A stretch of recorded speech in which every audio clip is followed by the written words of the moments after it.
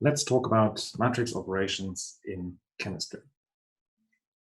So the main point is that matrix operation sounds a little bit vague in general, but matrices are prevalent in many different classes of problems, and they're usually quite helpful because they allow for efficient recourse to numerical methods and libraries that have been implemented for quite some time.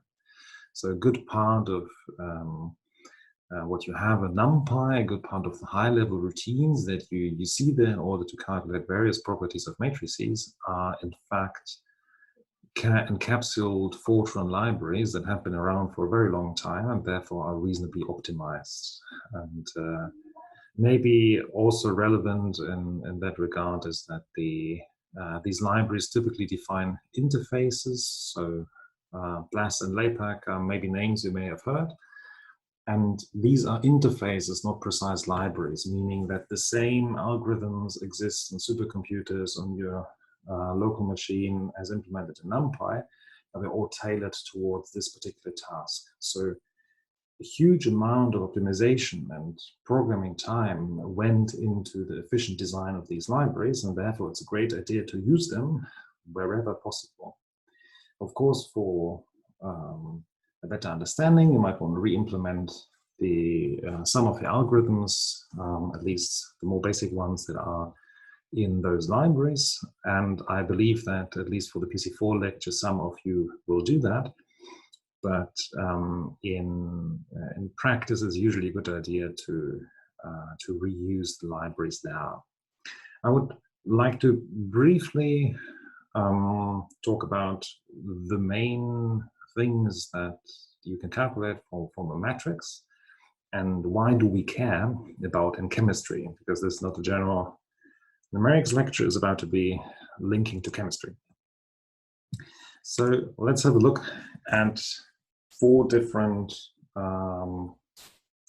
objects that relate to a matrix and how they link to particular things that are common in chemistry. So the first one are eigenvectors and eigenvalues. We will go through the mathematical definition for that in a bit, but the main idea is that these are the irreducible part of a matrix that spans all the matrices representing. And effectively, these are the eigenvectors are those vectors that remain unchanged on the multiplication with the matrix, and eigenvalues are the corresponding factors. We're gonna see that in a bit. But what do those mathematical objects represent in chemistry? So the eigenvectors are most prominently used in the context of normal modes. If you have a matrix, you have a Hessian matrix, so the matrix of all second derivatives for the total energy of a molecule with respect to any geometric change. So you can, if you have that matrix, then you can calculate the so-called normal modes which link to the vibrational spectrum of a molecule. And the idea in that case is this, if you remember the optimization lecture, where we had the definition of the local quadratic region, then now in this case, the Hessian is basically the 3n dimensional curvature that represents how the potential energy landscape looks like in the absolute vicinity of that one geometry that you care about. So this normal mode of vibrational spectra thing only works for minima. We're going to look into that in a bit. But the main idea is the local curvature of the surface along which you're moving in chemistry. This local curvature gives you some information about what kind of vibrations you can expect from a given molecule. And you probably all know this picture of water molecule, symmetric stretch, antisymmetric stretch, and vibration or libration motion.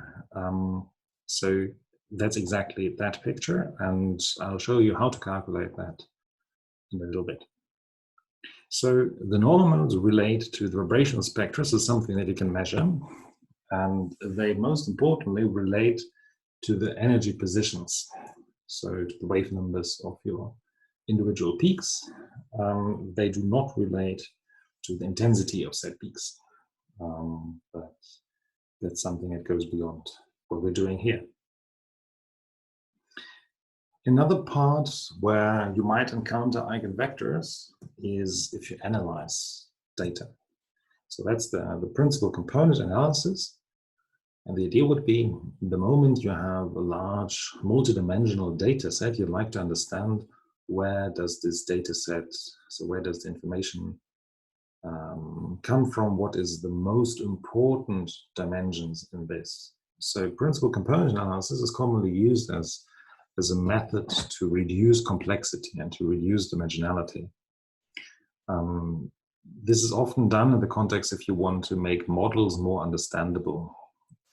Many machine learning models, and Anders is going to talk to you about that in one of the QML lectures. But in many machine learning models, you have a very high dimensional space within which you need to navigate.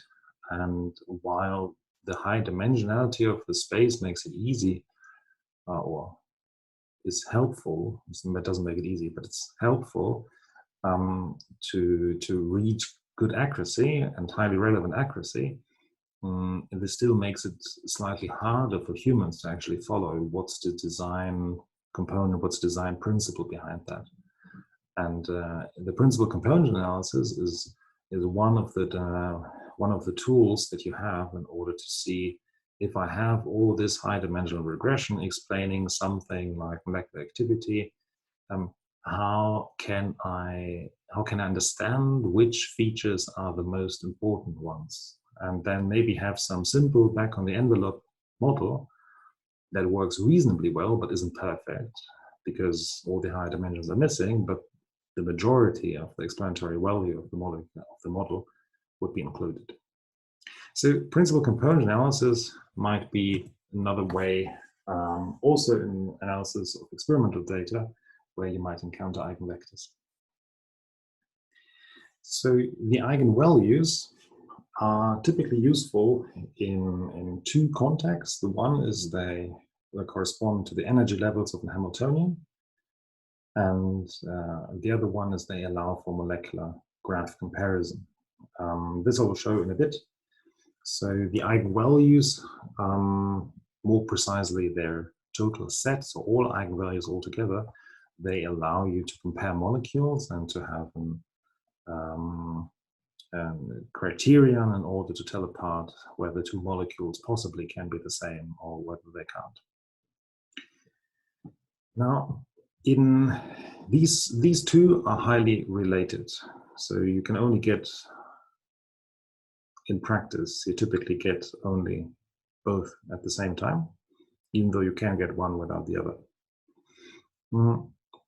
Now, in the moment we have these two things, these related things, which we're going to look at in a little bit with a practical example. Two other objects are of relevance. The one is the matrix inverse. And the inverse is basically the one object that undoes multiplication.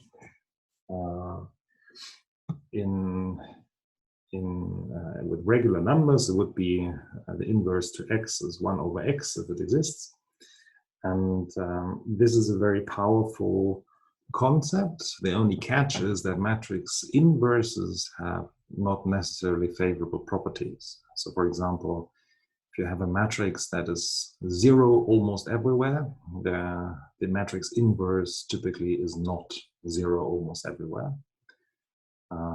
So those matrices often arise in quantum chemistry calculations, so-called sparse matrices. And then the catch is that the matrix inverse is not sparse typically, meaning that they lose their computational efficiency in that regard. But nevertheless, the matrix inverse, despite its numerical problems of being hard to calculate reliably, another reason why we should use libraries wherever we can, the matrix inverse has very high practical relevance. So the one is you can use the matrix inverse in order to solve a system of linear equations in a one-stop kind fashion. So it's exactly equivalent. And the nice thing is that this allows you to more black boxy write code that does that, for example, in the context of regression. And depending on how you use NumPy and SciPy, then the least squares algorithms there are going to do exactly this. The other contexts are machine learning methods where the matrix inverse comes into play. I believe that Anders is going to talk about kernel-rich regression methods where this matrix inverse plays a crucial role, and at least formally. And that's where, again, you will rely on this. This is effectively the same concept as before, so solving a system of linear equations. The last thing is matrix multiplication. And for matrix multiplication, the beauty is in symmetry. So any symmetry operation that you can do on the molecule, you can represent with either one or multiple matrices. And more complex symmetry operations are just a matrix product of their individual ones. And I'll talk about that in a little bit. So this means that whenever you have a molecule and would like to get its symmetry equivalent one, then you can just take the nuclear coordinates of a molecule and then multiply it, multiply it onto some matrix, and you get your transformed geometry out. So this maybe is a little bit of motivation why this fairly dry topic of matrix operators is quite relevant for many different regions in chemistry. All right, let's start with eigenvectors and eigenvalues. So if you first look at this equation over here, this is the defining the equation of eigenvectors and eigenvalues. So the concept is they are the property of a matrix, and this matrix for the rest of these slides is going to be A. So A is any kind of square matrix in our case. And we would like to have this picture that we ask ourselves, what kind of vector can I multiply with this matrix such that I just rescale that vector? So effectively, if you have this vector and you transform it with a matrix, you still get the same direction, you just may get a different magnitude. If you don't get a different magnitude, then the corresponding prefactor, this lambda over here, is 1. And these prefactors, they are called eigenvalues. So effectively, this means if you have one of those vectors, then multiplying it with the matrix is the same as if you were just to rescale it, with the additional requirement that lambda must not be 0. And the same goes for the eigenvectors, they also shouldn't be 0, because otherwise, there is a trivial solution to the picture and that does not add any additional insight. Now, the nice thing about the vectors is that they are invariant, or they are the invariants of a given symmetry operation. So any matrix multiplication, in this case, any matrix can be understood as some kind of transformation that alters the relative positions of the vectors. And scalar products may change under that, but the vector positions, as you see here, the vector positions, they may change unless there are eigenvectors. So the equivalent of this picture is this one here. It's the same equation, but this allows us to introduce another matrix that is relevant, the identity matrix, meaning a matrix where you have all diagonal elements being 1, such that any multiplication, any right multiplication, does not change the value. And this way they are exactly equivalent. Now, each eigenvector has exactly one associated eigenvalue. Makes sense, right? Because there can be only one lambda for any given eigenvector. It has to be any one lambda. But the set of all eigenvalues has a name in its own right, and that's the so-called spectrum. So why do we care? Because they are sensitive to the whole matrix values, meaning that they are a measure or property of that matrix. And it turns out that if you consider the list or the set of all different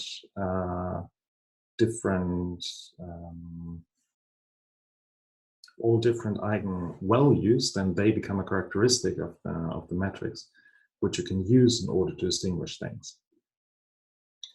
So this we will do in one example where we look at normal modes, because that's, I believe, something that later on in practicals during your studies might occur, and it's nice to have seen this once in terms how this works. I just see one question in the chat: which libraries do we need for the next tasks? You will need PySCF. This is for the QM calculations, because you're going to do just a handful of real QM calculations. You will see an example later on in the slides. Apart from that, we have NumPy, we have SciPy, and QuadPy. But they all work the same way. If they don't exist, you can run pip install in Google Colab, the same way as I have shown it in one of the previous lectures. And they all work on Google Colab, so that shouldn't be an issue. All right, let's have a look at normal modes. And it's actually a quite fun problem, because you look at the local environment of some molecules. So the first thing you need is some minimum geometry. So effectively, if you optimize things, then you have exactly this one geometry that is the lowest one in energy. If you optimize the particular geometry of the molecule, so one conformer. Now the catch is there can be multiple conformers. And that's perfectly fine, because each of these conformers has its own Hessian. And this makes sense because they are in different positions in chemical space, therefore they live on different, they have a different response in energy. And you can think of that if you just compare different conformers, it's unlikely that they all would vibrate in exactly the same way.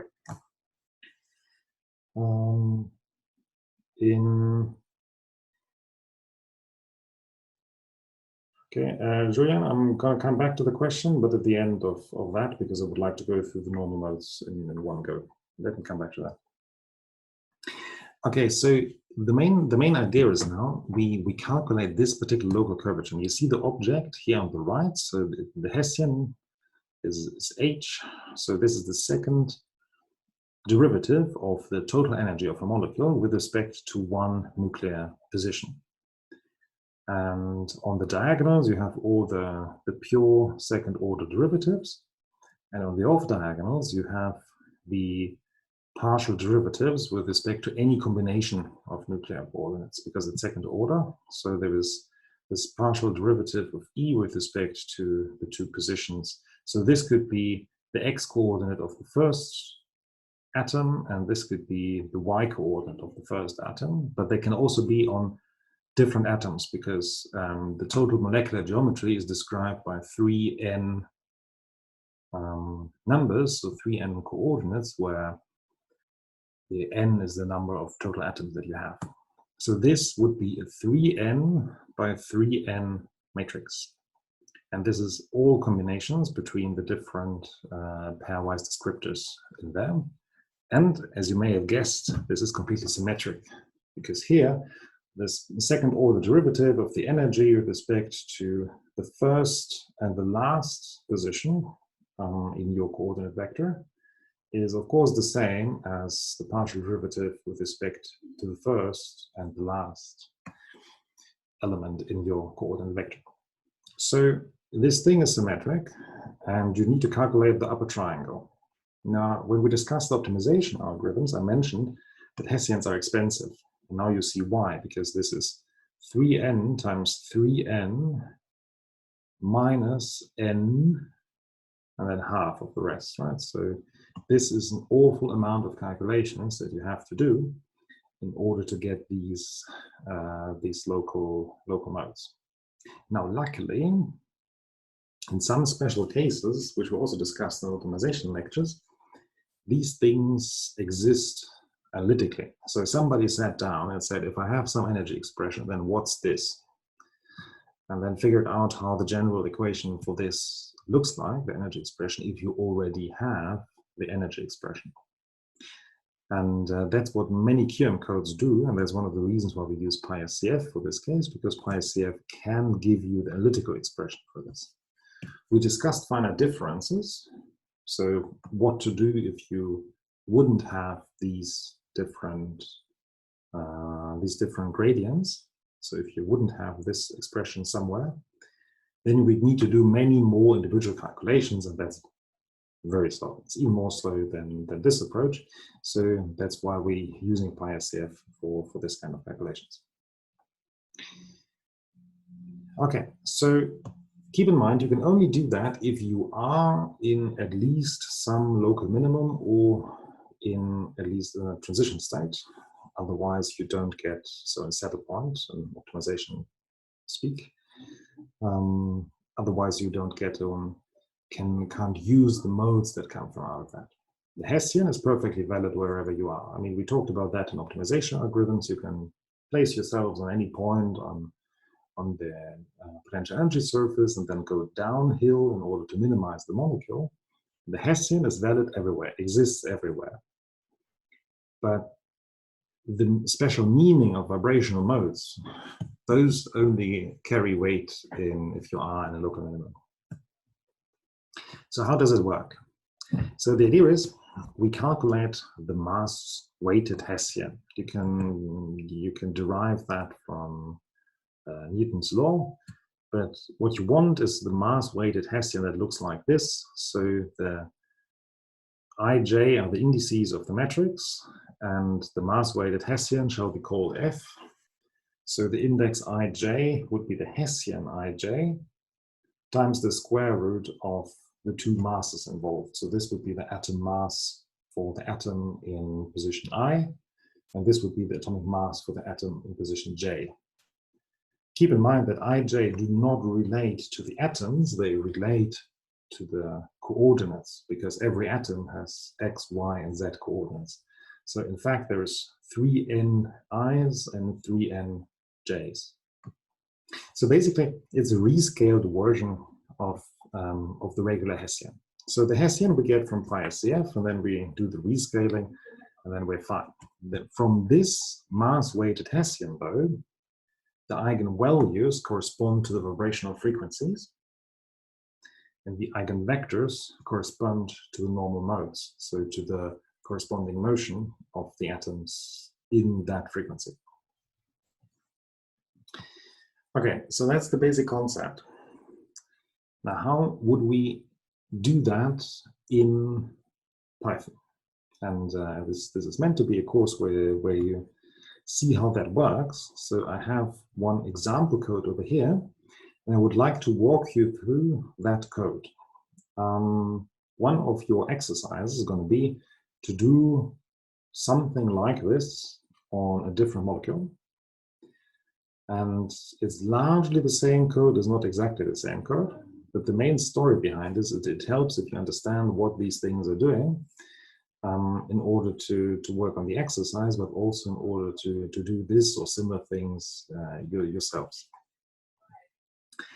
All right, let me explain PySCF a little bit, because this is, unlike NumPy and SciPy, not a general Python library that is used even outside chemistry, but is something that is domain specific because it does quantum chemistry calculations. So the SCF stands for self-consistent field and relates to Hartree-Fock-based methods.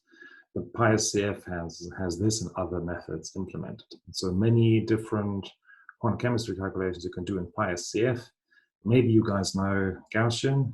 That would be something similar to PySCF conceptually. So the interesting, or the difference is that you use PySCF by writing Python code, and then PySCF does the heavy lifting. So first, you need a module from PySCF, which is called GTO, for Gaussian type orbitals, because that's what we do. And you import NumPy, and you can add some constants from PySCF such that you can convert the units later on more easily.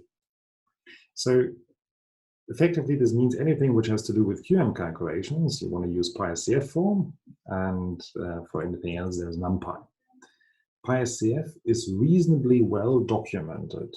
So if you're stuck, I suggest that you check it out. It's not written for the layman, that's for sure. So I would expect that you need at least a little bit of experience in Python in order to make sense of the PySCF documentation, but it's not much that it requires. But you have all ingredients that you're going to need for the exercises here in the slides. So the first one is we need a molecule. And that's like a variable that just happens to represent a molecule. So you do this by looking into the Gaussian type orbital module. So, and then there's this shortcut M, which creates a new molecule. And now we need to tell it what is the molecular geometry. Remember when I said that it's crucial that an individual configuration is in the minimum if you want to get useful vibrational modes? This is why you need already a minimized geometry. You can't put any geometry in there. You need something that is the minimum. And I have calculated the minimum here. This is for water. So there's 1 oxygen and 2 hydrogens. And all these units over here, they are in angstrom. So this means at 0.1, there is the oxygen. And then at these coordinates, with respect to that, we have the hydrogens. Now, this particular geometry is a minimum only for a certain kind of calculation. And one of the 2 things we need to specify in order to pin that kind is the basis set. That's what we specify here. This is, let's say, a basis set that was top-notch in late 80s, maybe. So that's where we lie, but the nice thing is calculations are fast, at least on modern hardware. So this is what we have here, and the basic idea is now these geometries, they relate or correspond to one particular basis set. If you were to change the basis set, then the minimum would change ever so slightly, and then your normal modes are garbage because they are not in the minimum. So please, if you see the examples, please keep these things matched. I mean, you can just change it to something else and see what happens. Now, the next thing is we have a molecule, and this molecule, maybe this verbose thing, just to let you know, this prints a little bit less debugging message in the Jupyter notebooks, which otherwise can be a little bit overwhelming. Okay, so now we have a molecule, but so far we didn't do any calculations. It's just the description of a geometry and what this molecule is supposed to be. Now, what we do is we calculate something. So we do the actual QM calculation. So far this was all cheap. This step is expensive. So here the idea is that you take this molecule, you use restricted Hartree-Fock for this molecule, and then you run it. So this call actually takes all the time. And then the result of that is stored in one variable, MF. Now, keep in mind that for large molecules, this is expensive. So if you have like a PET molecule, which is significantly larger than that, expect to wait much longer time. So this should just take a few seconds. I think if you run the exercise in Google Colab, it should take maybe about a minute and at most. Okay, but for large molecules, this can easily be arbitrarily expensive. So talking weeks here. So luckily, we only look at small ones. Now, we have the calculation, which means we have the energy.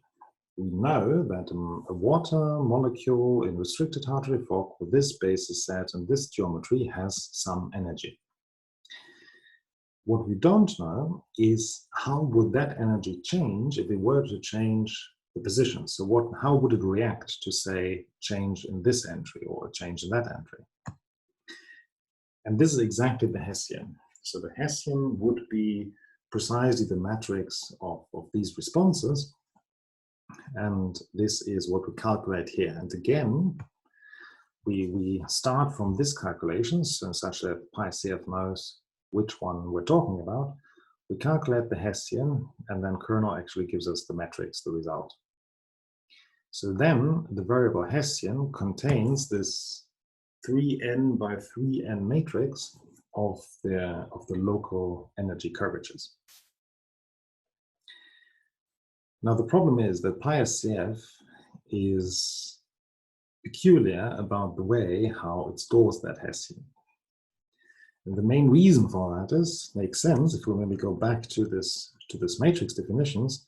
Here we only have the x1 to xn, but it's not clear whether this is now first we go through all the x coordinates for all atoms and then through all the y coordinates for all atoms, or do we sort this in a way that it's x, y, z for the first atom and then x, y, z for the second atom?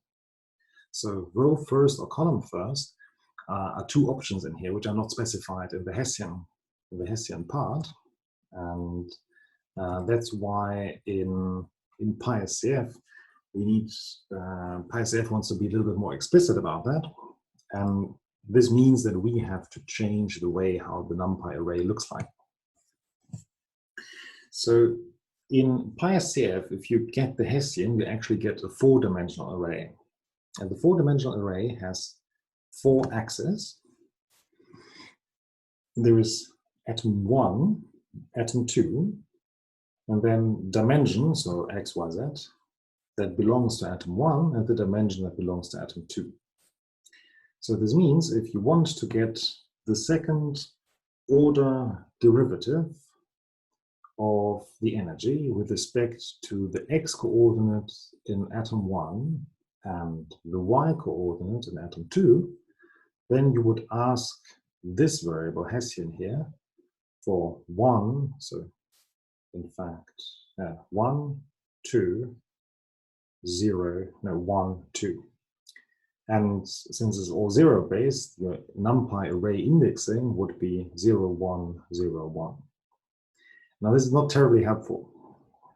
It's nice for developing purposes, but it doesn't work with the typical way how you think about the Hessian. So the fact that it's like just one 2D matrix. And we need to make this a square symmetric matrix. And there's two things that help us with that. I would like to explain briefly what these functions are doing, because you might need them outside this exercise. So the one is NumPy transpose. And you may know transposing of a matrix as just an exchange of rows and columns, but technically it just means you change the axis order.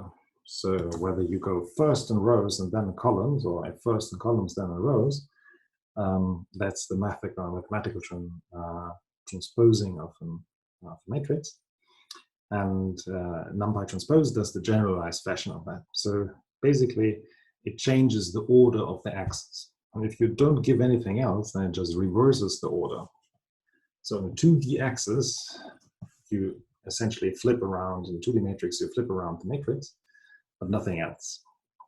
Now in this case, you note that here we have 4 arguments, and they tell NumPy transpose in which order to consider these 4 dimensions. That's precisely what we're doing. So we sort them such that we have atom 1, dimension 1, atom 2, dimension 2. So we exchange effectively these two dimensions of the Hessian. Now you can do that on any array. You just call array.transpose, and then you get the transpose of the matrix. But now it's still 4-dimensional. So transpose only fixes the order of things. And then reshape changes the way how you look at it. It's still the same data, it's still the same content, you just look at it in a different fashion. And what it does here is it makes the matrix square. So you basically tell it, keep the same data, the same numbers as you have it in memory, but just consider this to be 3n by 3n matrix. And since we did the transpose before, this makes perfect sense because now it's atom 1, dimension 1 right after another. And this way you have the 3n by 3n entries. If you say this, I'm a beginner in Python and this is confusing, then you can always, for the purpose of the exercise, keep this line as is. So it's always going to work for any kind of molecule. It just might be helpful, in particular if you want to do more in NumPy, it might be helpful to keep in mind these two things, these two functions, because they are quite common in NumPy problem solving.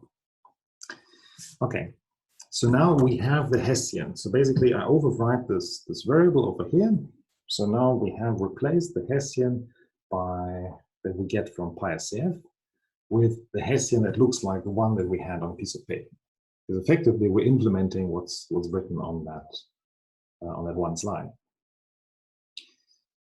Okay, now the Hessian is fine, and now keep in mind what was the next thing that we needed to do. We needed to mass weight it, so to include the proper atomic masses. And the nice thing is that we don't need to look this up. I mean, maybe you guys know some of those numbers by heart. I don't.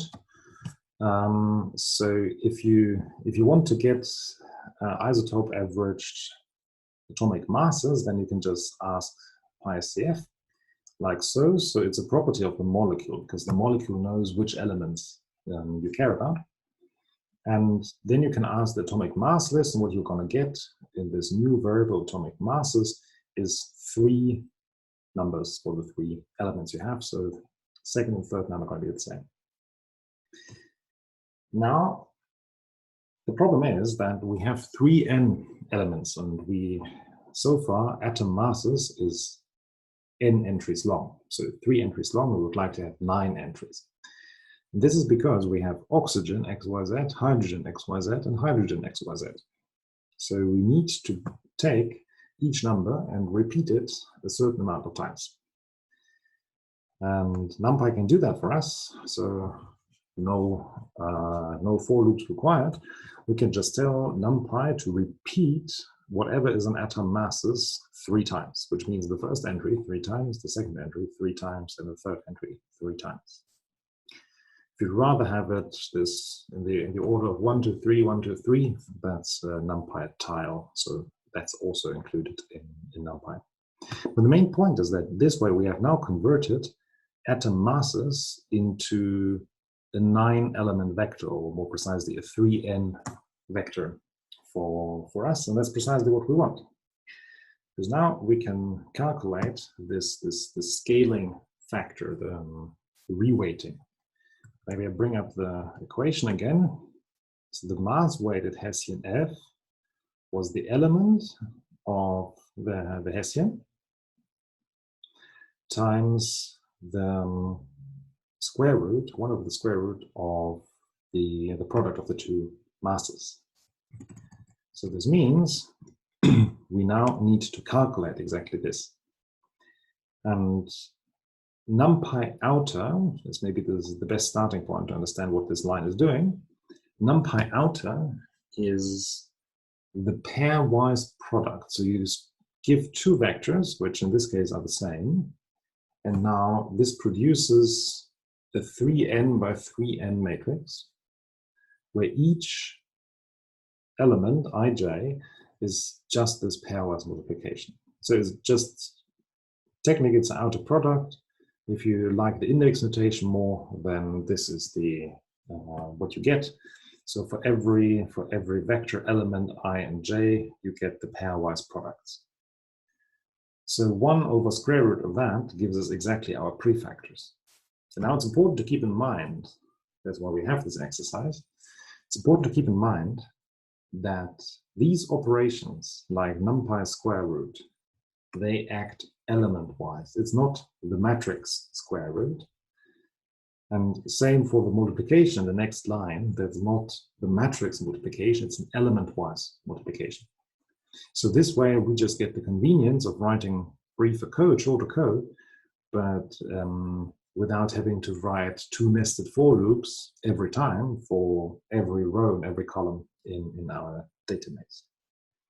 So if you want to do matrix multiplication, what you want is numpy matmul, which will then interpret a 2-dimensional array as a matrix and then do this particular multiplication. So if you just write matrix times matrix, that's element-wise multiplication.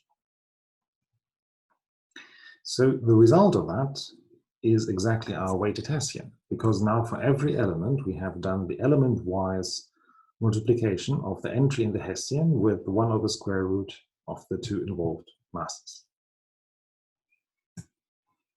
Okay, with our weighted Hessian, now the promise was that if we just calculate the eigenvectors and eigenvalues, what we get are the eigenmodes and the frequencies. And we can do that. So there is this numpy linalg eikh, which only works for symmetric matrices, and the weighted Hessian is a symmetric matrix because the Hessian was symmetric, and the square root of the product of two masses is also symmetric. So the weighted Hessian is still symmetric, and therefore we can use this function as significantly faster for all symmetric matrices. The general case is numpy eikh, it does the same thing. And in this case, we now get 2 things back. You get the eigenvalues and you get the eigenvectors back. And it's a good idea to not name them eigenvalues and eigenvectors, but to name them by their physical chemical meaning. So these are the force constant, and these ones are the normal modes. Now, based on this, the next thing is to calculate real frequencies. And there's a bunch of caveats to keep in mind in this context. So the first one is, if you want to compare to experiment eventually, then these are under the harmonic approximation. So they assume that the dominating part of your local curvature, of your local potential energy surface, is in fact harmonic. And that's not always true. In fact, that's rarely true. But it gives pretty good practical estimates of the numbers involved. So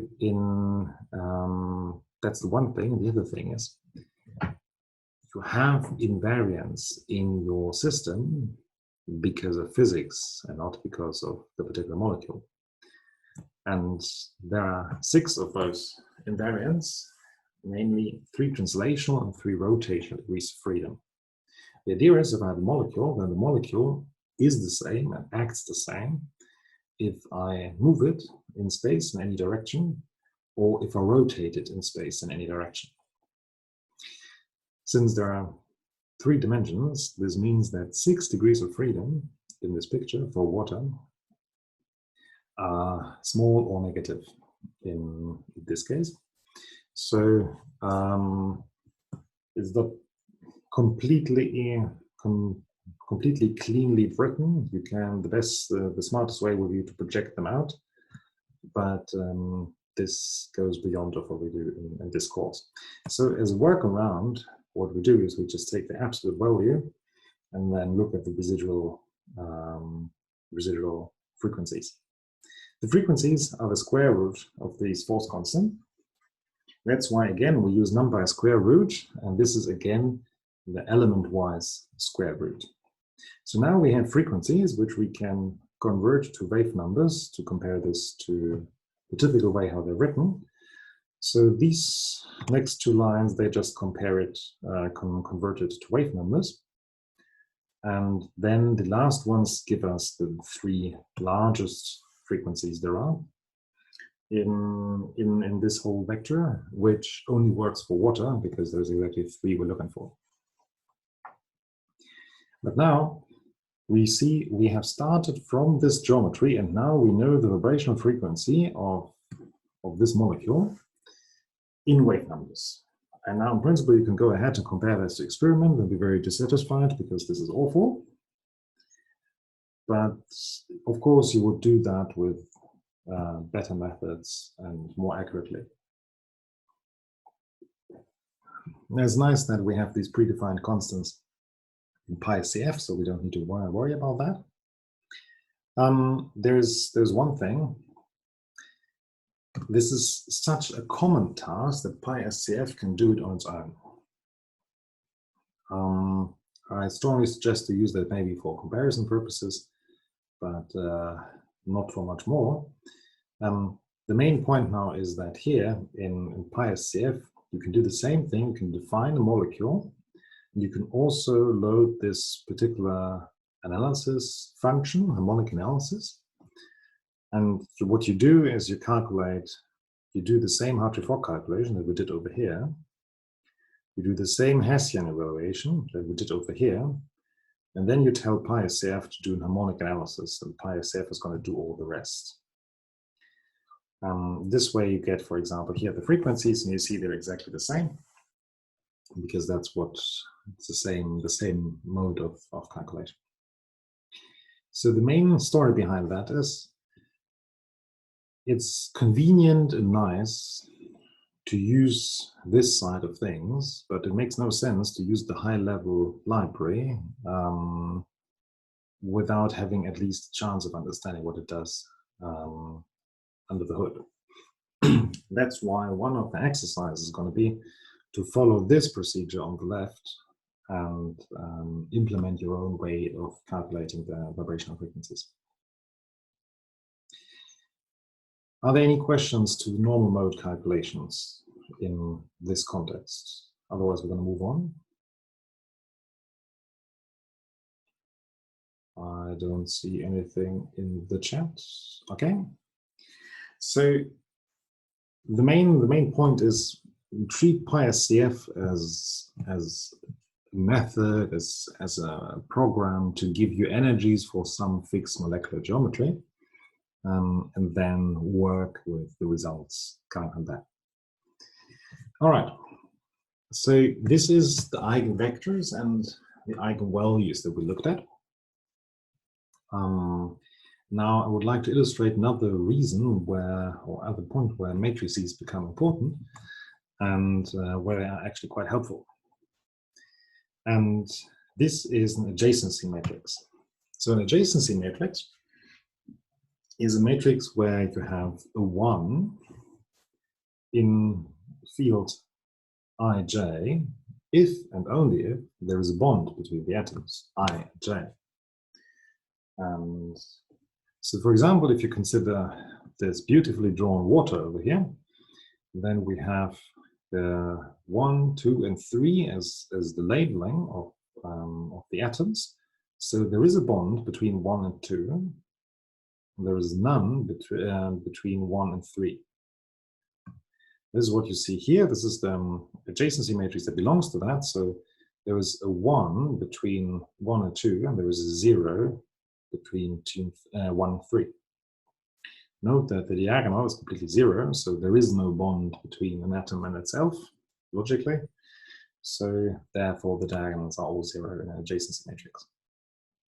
And then for atom 2, we have 1 bond to 1, 1 to 3. So 2 is bonded to everything except itself. And that's exactly this line over here.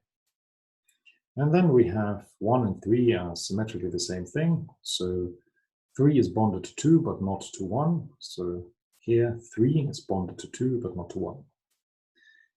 And then, of course, since the bond is a symmetric property, this adjacency matrix is symmetric. And Why is this interesting? Because now this is a molecular graph. So if I want to compare whether, for example, water and CO2 share the same molecular graph, then one way of doing that is by looking at the adjacency matrix. And the catch is that you can change the labeling. So here you see this is 1, 2, and 3. And that would be the same ordering as here for the water. But 1, 3, 2 is not the same ordering. Now 3 is bonded to both others, and 2 has only one bond. So this would be equivalent to exchanging these two lines here, 2 and 3. So the adjacency matrix itself would differ depending on how you label the individual atoms. So because that's the case, you don't really look at the adjacency matrix on its own, you look at its eigenvalues. Because the eigenvalues, as an additional property, they are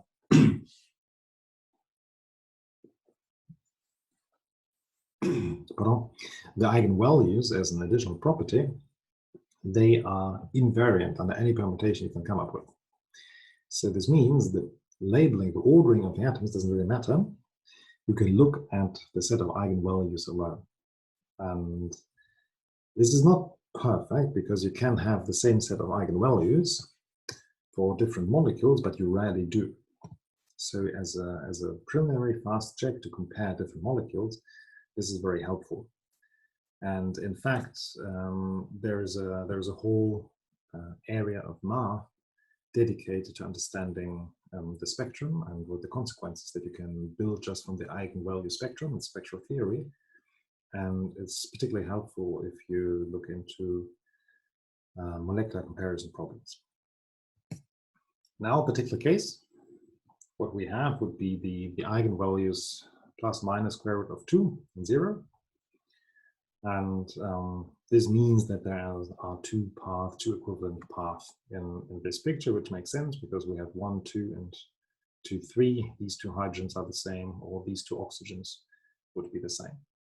You can calculate this again with the NumPy function like h, and it's the first element that you get back that actually contains the eigenvalues. Keep in mind the set is unordered, so it's just the total list of eigenvalues. The particular order doesn't make any difference. All right, so this was eigenvectors and eigenvalues that we can make use of. So let's have a look at systems of linear equations. And you can solve them quite nicely if you first look at this equation. So typically our system of equation looks like some matrix times some solution vector that we don't know is the residual vector that we do know. Now you can left multiply this with the inverse of the matrix. Because then I have the inverse of the matrix over here, and I have the inverse of the matrix over here. But the product of the matrix and its inverse is just the identity matrix. So we end up here. So the solution vector is the inverse of this matrix times the residual vector that we know. And this allows us, if we have the coefficient matrix, we can just invert it, multiply it with one vector, and we suddenly get our solution. And similarly, if A is not invertible, this means the matrix, this equation cannot be solved, that there is no single solution to that particular, not a single solution to that particular problem. So it's nice because effectively you take all the terms that you already have in your system of equations, you just write them as metrics, and then the math becomes insanely trivial. So you do matrix inversion and you do a vector product. If you want to do that in NumPy, this is what you do. So NumPy linear algebra inverse takes a matrix. Here you see one example. So it takes a matrix and just returns its inverse. And then NumPy dot is the proper matrix vector product. So it's not any kind of element-wise broadcasted product, but it's the true matrix vector product. I think Anders has talked about that a little bit. So this way we have the inverse of the matrix times B, and that's exactly this part over here. So in our example, if we start from some array A, and we have some solution vector B, then we can this way just solve for the solution in one step. That's cool, but what about the overdetermined case? I mean, this is nice and fancy if you have your well-defined problem with no noise and everything is awesome. But for example, if you think of linear regression, in a regression picture, you know you're going to have residuals. So you have the overdetermined case to look at. Most importantly, A is not square. If A is not square, then you need something else, and it's the so-called pseudo-inverse, which means it's not strictly the inverse in the mathematical sense as for a square matrix, but it acts as an inverse for a non-square matrix. You can get one, the Mus-Penrose inverse, by calculating using the function Pin, which gives you the pseudo-inverse of things. And that's an alternative to least squares fit. So one of the other exercises is going to be to use precisely that, to follow some cheminformatics modeling that has been done, I think, some decades ago, I think 60s. Anyways, the idea behind that is as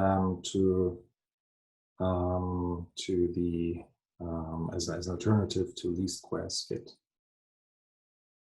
I see one question in the chat. I think it's about the adjacency matrix. Aren't bonds usually defined according to distance?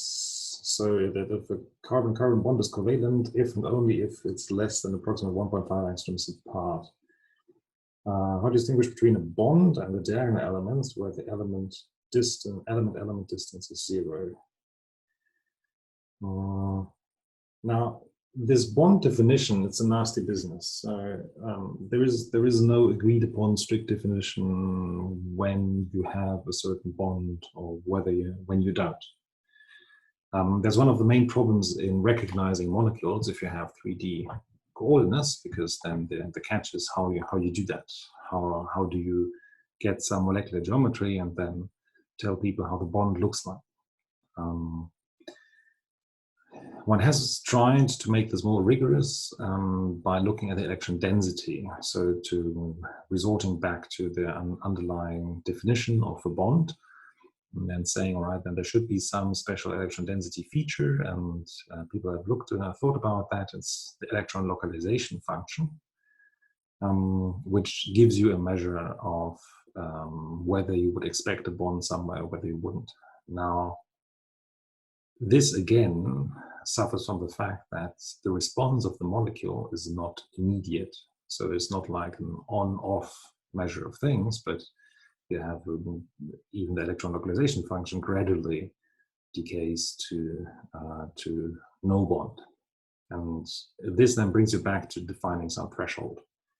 So one of the more promising ways you have, particularly if you want to compare molecules in this picture, is to look for valence structures. So to say, can I find some set of bonds, maybe starting from some distance criterion, that gives a consistent electron count everywhere. Now, this on its own is a hard problem. To the best of my knowledge, there is no library that can do that reliably. So it's a fairly common problem, but it's also hard. So I would expect that right now there is no hard and fast way that works generally for any kind of molecules in order to get bonds. The distance-based criteria are very popular, mostly because they are easy to implement.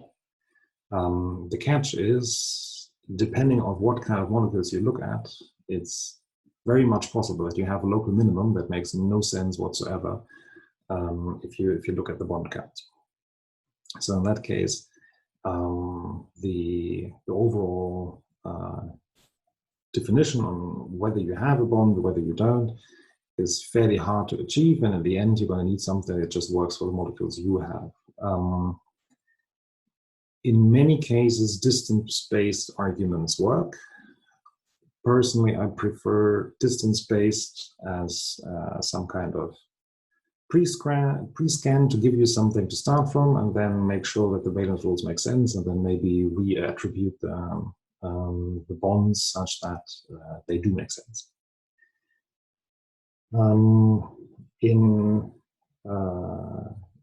The main difference for your second question on how to distinguish between a bond and the diagonal elements here are always the atom itself.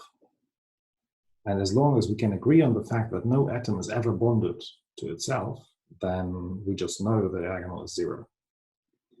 And only the off-diagonal elements here, for example, this one, would just mean that by whatever definition we come up with, there is no bond between this atom and this atom, or between this atom and that atom.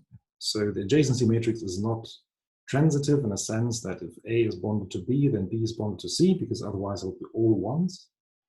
But you just need the direct nearest neighbor attribution. And of course, it's clear that if you have special cases or transition state geometries, then this approach is not going to work well. But for your off-the-shelf organic molecule, this is a common approach. And the adjacency matrix has some nice properties that you can explore, particularly if you want to talk about charge transfer path within a molecule. Then the higher powers of the adjacency matrix can tell you how many different walks or connections between atoms there are. But this goes more in the direction of the graph theory picture of the adjacency matrix, less of the chemistry picture. All right. Cool. So we have talked about this least squares fit. And depending on what kind of library you use, very, very likely the library is going to do exactly this in the background. But be advised that for very complicated fits, so if you have a highly irregular function, this might be not as numerically stable as you'd like it to be. So for linear regression, that's perfectly fine. If you have some complicated exponential, then that's probably the wrong tool to look at.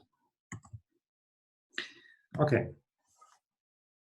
So the one more thing in that regard is the nice property that you can check whether a system is solvable by calculating the determinant. If the determinant is 0, then A is not invertible. And if that's not invertible, then there is no solution. So bottom line is that in this picture, the matrix property, which you can calculate again in the linear algebra part of NumPy, is precisely this. It is a quick test on whether it makes sense to throw it to the more expensive libraries. I think one of the possible exercises in PC4 would be to calculate the determinant by hand. Might be a nice thing. Matrices are beautiful, but they do have their catches. And I would like to talk a little bit more about the numerics part of things, because it's often the problem that you have some algorithm that works on a piece of paper. For some reason, it's very resistive to be put into code in order to do what you want. One of the potential reasons we talked about it last time was machine precision. Another catch, particularly in the context of matrices, is that the matrix inversion on its own is hard to get numerically reliable. And this is particularly in the case for matrices where you have a large difference between the largest and smallest eigenvalue of the matrix. So effectively, it's again machine precision that makes life hard, but because of the pure number of matrix of mathematical operations that you need, the MP math solution to things is very expensive. I'm going to talk about the scaling a little bit. But effectively, the best suggestion I can do is whenever you read in some paper, some algorithm where they have an equation written down, try to implement exactly this equation and not say, I can simplify this by putting some inverse over here, and then things are much shorter. This usually is not going to work. mostly because of the merits. So while equivalent on a piece of paper is not equivalent to a computer. The other problem is matrices scale awfully. So just because they look nice and have lots of tooling available, that doesn't mean that they're the one-stop solution to every problem. So they grow very quickly. Here you have some example. If you have 1 gigabyte of memory, then you can store a 12,000 by 12,000 matrix, one. If you have 10 gigabytes of memory, that just improves by a meager factor of 3. So in many cases, matrices are convenient, but they're also quite resource hungry. And for example, matrix multiplication, for practical purposes, scales to the power of 2.8. So if you make your matrices a little bit larger, then matrix operations become significantly more expensive. So maybe the takeaway message here is only turn things into a matrix problem if it already is about as expensive as the matrix problem. I want to show you a little trick in terms of multiplications that may work for regular scalars as well, does work for scalars as well, but is a common trick in particular for very complex and expensive multiplications. And the trick is called binary exponentiation. So the idea is, since the scaling is so bad, if we can get away with fewer multiplications, then that's nice. And some matrix to the 4th power is the same thing as that matrix squared, and the result squared again. So this works for scalars as well, and that's exactly the reason, the only reason why the Lennard-Jones potential looks like this. So why the Lennard-Jones potential that you know for as a bonding potential has this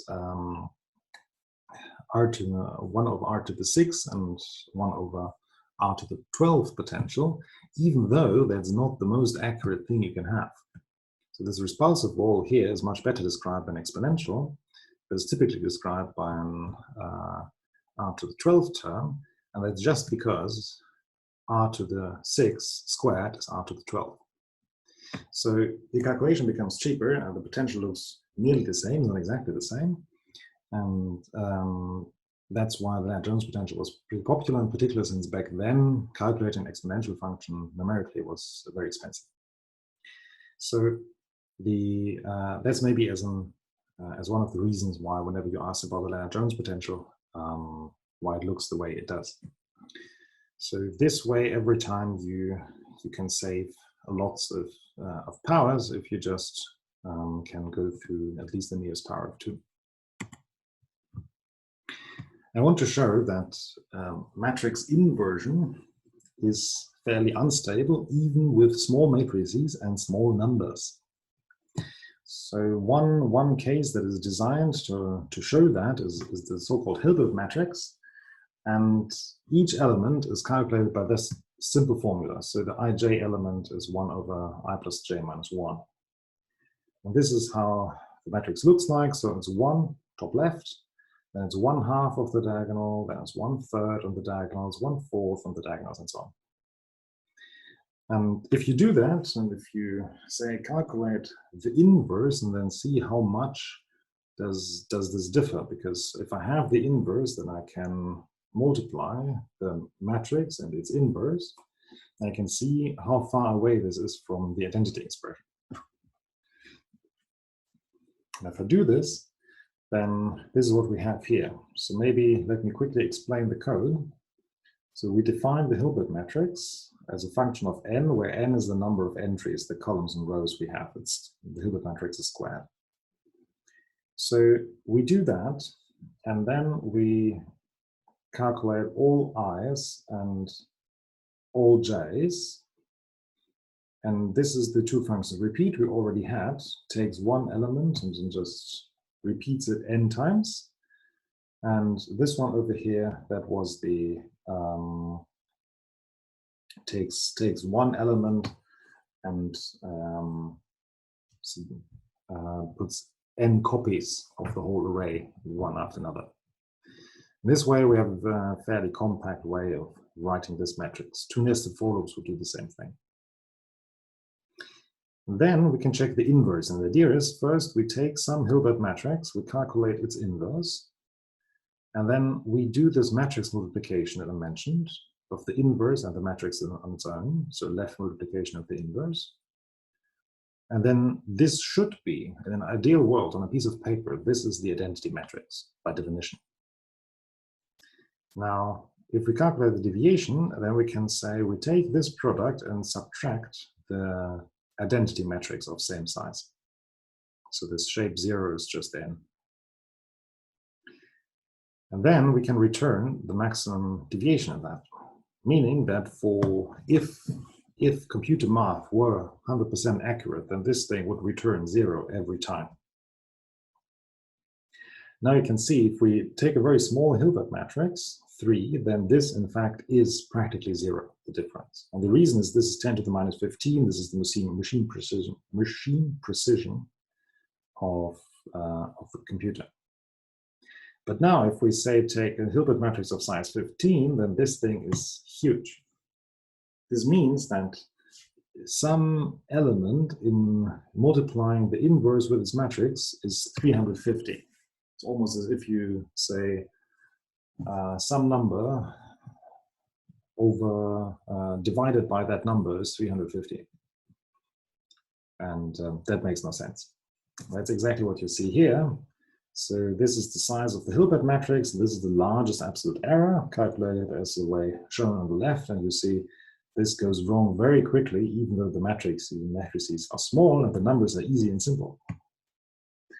So this may be as an illustration that the operation of matrix inversion requires careful coding if you actually want to do it or use it in day-to-day life. All right, there's one more application I'd like to talk about. It's symmetry. So particularly if you care about molecular or crystal symmetries, then these symmetries are often encoded as matrices because that's so nice. You just take, for example, here in the identity, you take some vector, you right multiply it onto some matrix, and then what you get is your residual new vector after that geometry change. And it's always the same shape. You just have to talk about the different matrices over here. So it's very nice to use that in compute codes, because once you figure out how to do the matrices, all these transformations come for free. And this way you can encode this geometrical change. And one Python library, which we won't use, but which does that, is PyMatGen. So whenever you think about molecular symmetry operations and you want to have some library that does that for you and some more, then PyMatGen would be a good place to start. In the exercise, we're not going to use it. So the identity matrix leaves the vector unchanged. If you want to do a reflection in the xy plane, then this means everything in x and y stays the same, but z is flipped around. That's exactly what this matrix would do. So x and y is unchanged, but z gets flipped in sign. And this way you get your reflected geometry. You just do this for each and every atom, and then you're fine. So for inversion, for example, in the context of chirality, that's the same thing. So just this time we flip all positions. So x is mapped onto minus x, y is mapped onto minus y, and z is mapped onto minus z. You maybe see that logically this makes sense. If you square this matrix, if you were to do the operation twice, then you end up at the identity matrix, because if I invert once and then invert back, at the same position where I came from. And same you have for rotation. So this would be the rotation for around x. Now you need to figure out the angle by which you would like to rotate, and then this matrix is going to do precisely that transformation. So if you want to talk about Cn symmetry, then that's the angle would be 2 pi over n. And this is a very nice way of, in general, modeling rotation or symmetry operations in code by using the matrix multiplication. This may be one general tip I'd like to give you. whenever you have some problem and you're not really sure on how to tackle this in code and which libraries to use, try to make the problem look like either a matrix, a graph, or an optimization problem.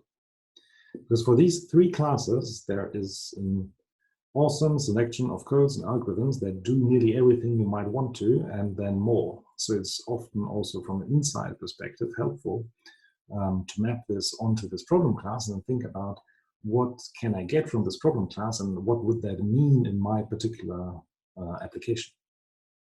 So there's a huge literature, both in math and on how to apply this math to chemistry in all those, and there's lots of research and efficient libraries, and nearly all of these libraries, in particular in the heavy computing side, they do have their interface to Python. And I would like to quickly maybe mention them, depending on what kind of problem you look at, then maybe it's a good thing to have a few libraries that you might want to investigate. So if you care about matrices, then NumPy and SciPy are likely the Python library you want to use. If you care about graphs, then there's two libraries I like. There's NetworkX, which is the more accessible one, but it's a bit slow on the algorithmic side, but it has very nice visualizations. So for design testing purposes, that's great.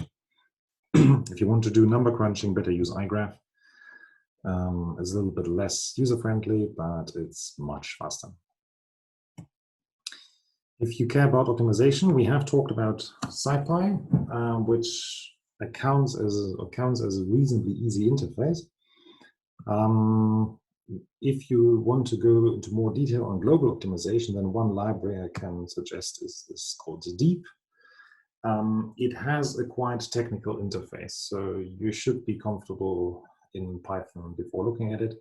But effectively, if you ever have such kind of problem, then those libraries are very likely to solve all these things. So with that, I'd like to conclude. We had a look at eigenvalues and eigenvectors. We had a look at matrix multiplication and the inversion, and all in those cases how to do that in Python. We have talked about how matrix inversions can be used as a substitute to solving a system of linear equations. We have discussed a little bit the caveats of things, that transforming whatever you have on a piece of paper is not terribly easy. And we have to talk about some Python libraries, like, for example, PyMatGen for the symmetry operations.